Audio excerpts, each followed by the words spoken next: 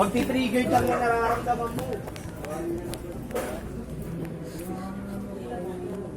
So, uuwi na ako ng bahay. Lalakad na ako papuntang bahay. Ay, sa inyo nakatayo kasi pag tinayo nyo, nakatayo din yung gano'n. Lakas na ngayon. Pinainom pa kami ng AC na ito.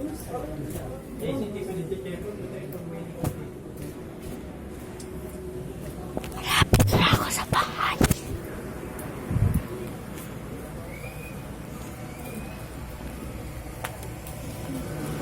Andito na ako sa bahay. So, aakit na lang ako.